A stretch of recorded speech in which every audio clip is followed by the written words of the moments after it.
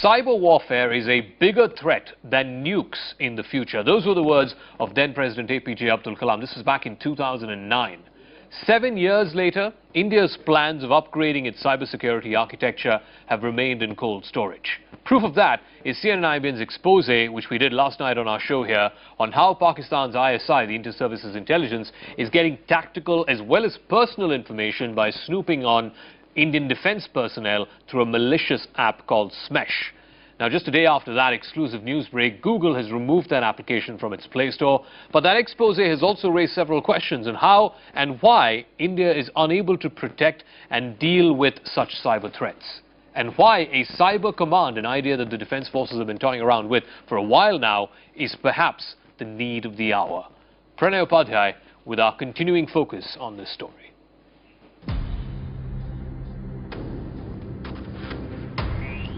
When you search the same link, this is what it results into. We are sorry, the requested URL was not found on this server. The messaging app at the heart of a Pakistani spy network, Smesh app, is now offline. Google pulled it down from its Play Store just hours after CNN-IBN exposed the malicious software used by Pakistani agencies to hack smartphones of more than 200 top officers of the Indian Army, the Border Security Force and the Government of India. The expose has sent shockwaves across the security establishment. The Army headquarters is sending a new advisory to all commands on the do's and don'ts to be followed by soldiers in cyberspace. It has advised its personnel to avoid the use of Smesh, WeChat and Line, all social media apps. The government too has reacted. I will be instructing my officers to collect all the facts as to how it was done, under what circumstances, what were the gaps if any, and surely we'll take a follow-up action. I am very clear that whether it is Google or other companies who are doing otherwise a good job, have to be alive to India's security concerns. Officers of the armed forces, the CNN-IBN special investigation has revealed, are being honey-trapped on social media like Facebook, using fake profiles of young women with Indian names.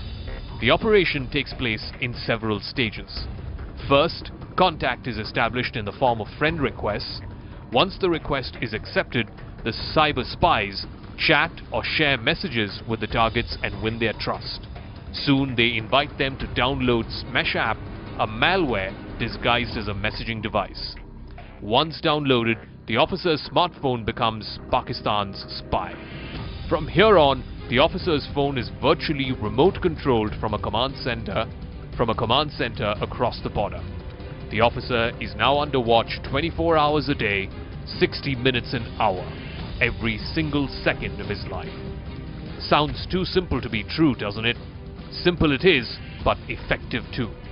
So effective that all the activities of the trapped officer on his phone, like SMSs, emails, every single keystroke, now goes to a server all the way in Germany. This is the overall statistics. Total calls made on the device. You see the 4,353 calls made on this device. So this system has been tracking this guy for a long time. That was just the tip of the iceberg. Now take a closer look at the messages that were accessed through the server in Germany. Message from the Colonel GS. Highly corroborated inputs shared by the military intelligence. Suspected activity in Udhampur, Amritsar, Delhi. One group of the terrorists possibly halted at Udhampur and other group moving from Udhampur towards Amritsar today through Lakhanpur. Please maintain high security alert in all formations.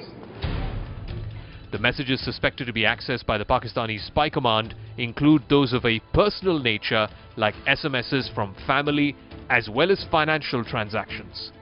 And if this weren't enough, security agencies fear the camera on the hacked cell phones were also being used real-time, transmitting exact location details of the officer and often pictures of his surroundings. CNN-IBN digged further to find the handler of the elaborate spy network. Smesh app, the internet trail reveals, is registered in the name of Sajid Rana. Organization, private. Address, Lalu Khet, 1A Karachi 45000, Pakistan. Phone number 923214510178. We keyed in Sajid Rana's telephone number on Truecaller app and found another name, Ayan Bhatt. His email ID is interestingly an Indian one, apurvamundal1@gmail.com. Cyber threat is not new to the army. It had issued an advisory earlier as well, which tells the soldier what to stay away from on the internet. Code Red: do not watch pornography on Facebook or social networking sites. Do not use photographs in uniform as profile pic on WhatsApp and Facebook. Do not click advertisements on social media websites offering prizes or rewards. Do not reveal official identity on such sites. Do not upload pictures with weapons even in a civil dress.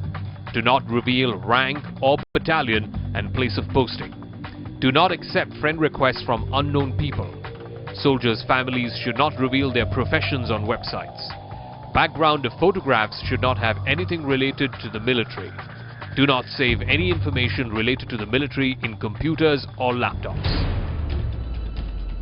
The earliest hacking and snooping by Pakistan came from the border areas. What started from catching radio and TV signals on either side of the LOC went on to hacking of landlines and telegraph lines. Smartphone hacking is the latest in this decades-old phenomenon of snooping by Pakistan. The army is taking this threat very seriously and will be issuing a new advisory for its personnel. With Pranay Upadhyay in New Delhi, Zakir Jacob, CNN IPN.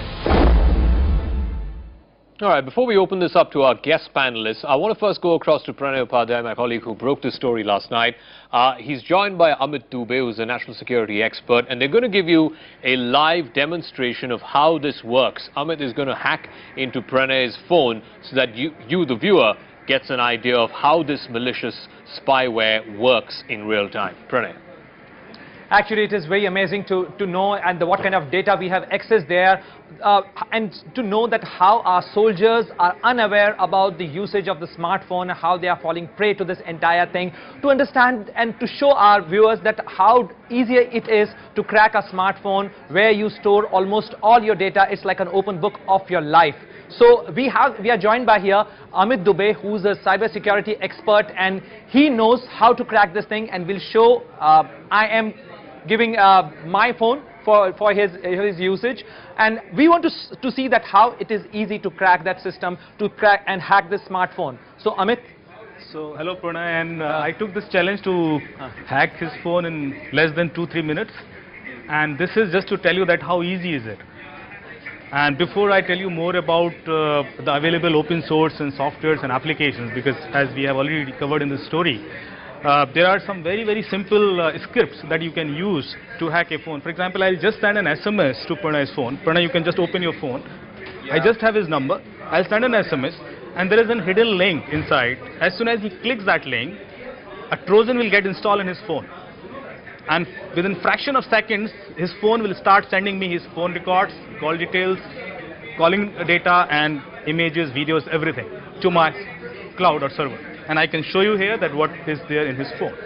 Now this we can achieve in less than 2 to 3 minutes, and that's why it is very important to know that whenever you are getting a message or a WhatsApp image where an image is hidden in an image, and they ask like, if you click this image you will get some miracle or something, at that time you should be very conscious, because there might be some hidden link inside that.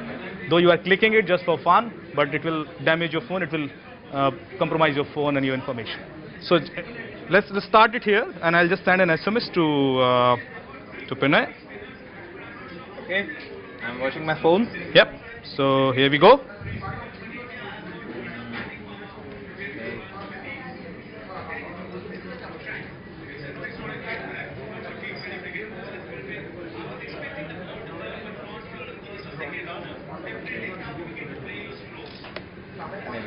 Okay, yes, I have received. And there is a simple link, you'll just click it. It will definitely not open because there is a script inside, it's not a web page. So I click this link, it says open URL. And he does not know that his phone has compromised now. And you can see that the HSDP, the data services, start sending some information to my server. Okay. So we'll just wait for a few minutes, and we'll see that his entire phone will be available to with us. His all SMSs of today, we can see it over here. Oh, please. Don't show all my details. This is how anybody who uses a smartphone can I'll fall just victim to refresh it. these files. So these are the 2 files that I have created in my script. Those are received from your system. Let's see the call backup. And here is your call details. You can see that I'm getting the names. I'm getting the time of call, the duration of the call, incoming, outgoing, everything. Okay. And this is of today. So, and it's very easy just to hack a phone in few minutes and get all these details. This is really amazing. Yep. Is it that easy? It's so easy. And believe me, like Android guys or Google guys are working hard to make their phones safe. Every now and then they are releasing new OS. But I don't have any hesitation to share this, that hackers are much more smarter than the Android developers. So before they launch an OS, a new OS, we are already ready with a new script, a new Trojan that can be installed and that can pass through any antivirus or anything. Without me even knowing that I have already compromised my phone, this phone can be taken on remote. Exactly. And you will never get to know that your data is with me. You will always be worried like why I'm paying too much internet bill or why my phone is getting heated, because your data is getting uploaded to my server every 30 minutes. So when you see the phone is getting heated, when you know why you are getting the excess, you're unable to understand why you are getting excess bill, please be aware your phone could be compromised, and this is how easy it is. It is a great threat. It's a big threat for the national security as well as the individual privacy of every individual citizen who uses a smartphone. This is a real threat to our security also.